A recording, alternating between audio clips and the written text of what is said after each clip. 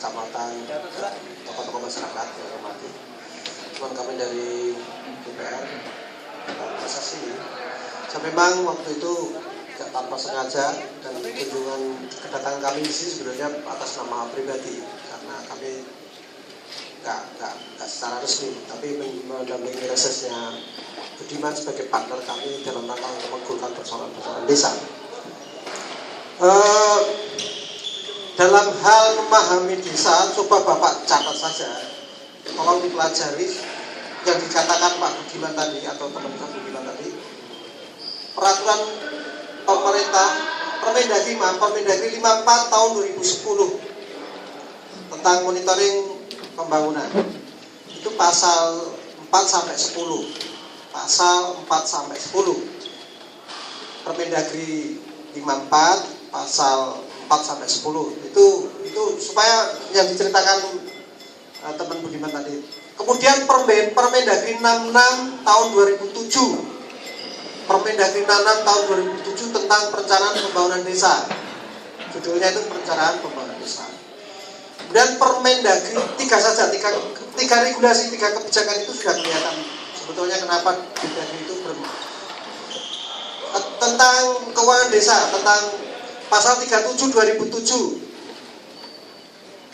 itu tentang penyusunan keuangan desa. Di situ jelas yang 54 itu adalah yang dikatakan ada 2 madhab. Desa itu sebetulnya ada 2 madhab. Madhab menempatkan desa sebagai fungsi administrasi dan desa sebagai fungsi otonom. Yang digagas undang-undang desa itu, yang dikenceng yang kita perjuangkan itu desa dalam konteks otonom. Desa itu punya kewenangan-kewenangan. Kalau pasal itu misalkan definisi desa pasal pertama itu dirubah sebagai misalkan desa sebagai fungsi administrasi, ya udah. Itu desa itu nggak perlu bicara tentang kewenangan atau rumah tangga sendiri. Pasal-pasal berikutnya pasti akan tidak dipakai. Intinya begitu. Nah, di regulasi itu jelas ada 2 kepentingan itu, Pak. 2 kepentingan tentang menempatkan perencanaan itu hanya basis kabupaten, artinya desa itu yang ikuti kabupaten. Tapi Permendagri 66 itu menempatkan desa sebagai fungsi untuk mengatur rumah tangganya sendiri. Kemudian 37 itu paling lambat 3 bulan kepala desa terpilih harus merumuskan visi-misi Kades sebagai pengejawatan kepala desa itu dipilih oleh masyarakat. Artinya Kades itu jabatan politik yang bisa mengatur rumah tangga sini bersama masyarakat. Undang-undang desa itu arahnya ke PP 72 tentang pemerintahan desa dan 37 sebetulnya bahwa fungsi desa itu karena kepala desa itu dipilih oleh rakyat, kemudian kepala desa harus menerjemahkan visi-misi itu dalam bersama masyarakat untuk mengatur rumah tangganya sendiri. Itu semangat dari yang dalam undang-undang RUU desa itu. Seperti bupati, seperti presiden, bapak itu dipilih oleh rakyat sehingga punya mengatur rumah tangga sendiri. Itu konsekuensi logis tentang filosofi desa atau desa adat. Itu kira-kira gambaran. Nah, di tingkat Kementerian Dalam Negeri itu masih ngutek-ngutek itu. Kemarin kita diskusi itu yang memperdebatkan 3 kebijakan itu sampai sekarang belum selesai. Itu kira-kira. Terkait dengan aset, Pak. Saya memang sejak dulu dengan tim rumus desa, saya selalu ngomong sama teman Budiman atau tim perumus. Ada 2 kepentingan kami tentang desa. 1 persoalan aset. Yang 2 adalah desa itu harus diposisikan sebagai desa otonom. Kalau tidak kami akan nggak dukung siapapun yang akan memperjuangkan itu. Karena kalau desa itu tidak ditata tentang asetnya, untuk apa kita punya desa? Itu. Tetapi urusan aset itu menjadi urusan yang sangat luar biasa. Kewenangan kami hanya mendorong pada konteks aset yang setelah dibangun oleh BNPN Mandiri Pedesaan. Itu kita batasi dulu, Pak. Yang lain-lain itu menjadi urusan pemerintah ketika undang-undang itu sudah diputuskan. Nah, kami menyadari betul di lokasi PMPM itu banyak sekali aset-aset yang sekarang itu belum menjadi masalah yang sangat krusial. Walaupun itu sudah diputuskan di antara warga masyarakat, tetapi legalnya itu secara ilegal itu belum. Cara begini, Pak. Tadi pagi ada pengakuan teman-teman fasilitator. Syarat misalkan contoh membangun jalan itu ukurannya kan minimal 5 meter. ukuran program. Dulu itu hanya jalan 1 meter, tiba-tiba dilebarkan. Kemudian di situ mesti ada perjanjian warga tidak akan menuntut ganti rugi secara sukarela sehingga itu bisa dijalankan. Tetapi ini kan mengurangi tanah rakyat ini, tanah warga. Suatu saat itu menurut nanti Mbak Fikri juga akan menjelaskan, dari segi luas tanah warga itu sudah terkurangi dalam sertifikat tanahnya. Tapi sementara ini banyak kasus juga di beberapa luar di beberapa provinsi.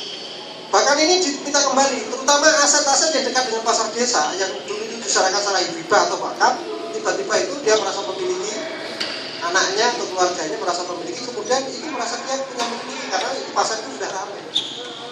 Itu maka di kemudian hari itu akan menimbulkan bom waktu tentang perusahaan-perusahaan itu di kemudian hari.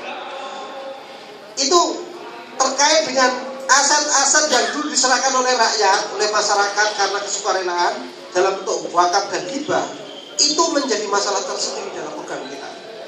Sehingga kami dengan hormat bagaimana nanti skemanya, nanti kalau seandainya BPN itu akan melakukan proses itu, saya sangat mendukung, sehingga teman-teman kepala desa bisa melakukan proses inisiasi pendataan dulu, pada saatnya itu bisa juga diinisiasi dengan diantara warga masyarakat. Karena di kemudian hari ada masalah.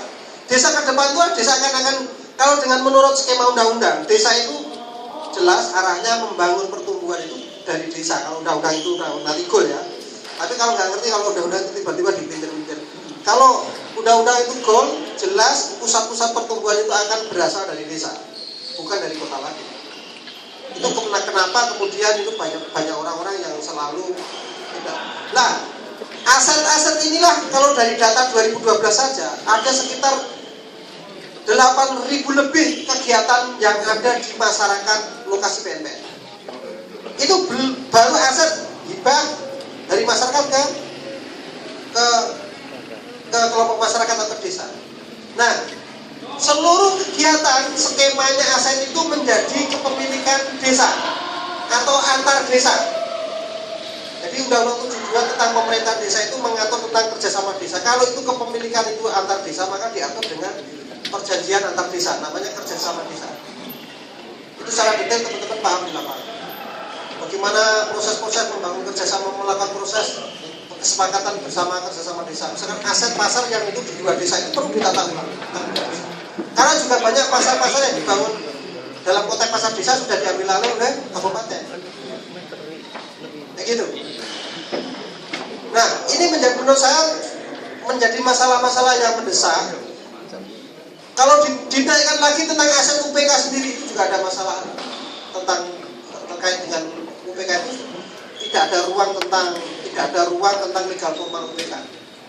Mau dikemanakan? Padahal UPK itu dulu kan kalau dari sejarahnya kan milik dari beberapa desa, kemudian desa bersepakat untuk melakukan kerjasama desa, menghasilkan namanya kerjasama antar desa, muncul BKAD, PKAD membuat unit tersendiri karena urusan keuangan harus ditangani dengan secara profesional, dengan cara profesional akuntan berapa, maka muncul UPK, unit pengelola keuangan yang asetnya ada yang 6 miliar, ada yang lebih dari itu.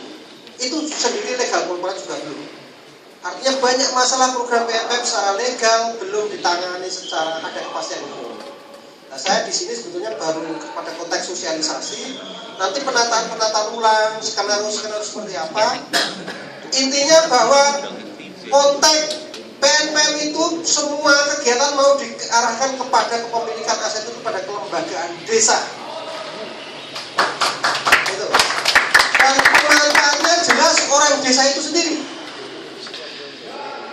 Kami punya pilot di 80 kabupaten namanya PNPM integrasi. Itu selalu PNPM integrasi itu adalah penyelarasan pada aspek posisi partisipatif, demokrasi dan politik. Perdebatan ini kemudian beberapa kabupaten sudah ada kesadaran bahwa kewenangan itu diserahkan. Misalkan Bupati Gorontalo itu 100% kewenangan bupati itu diserahkan ke kecamatan dan desa. Jadi 1 miliar satu kecamatan.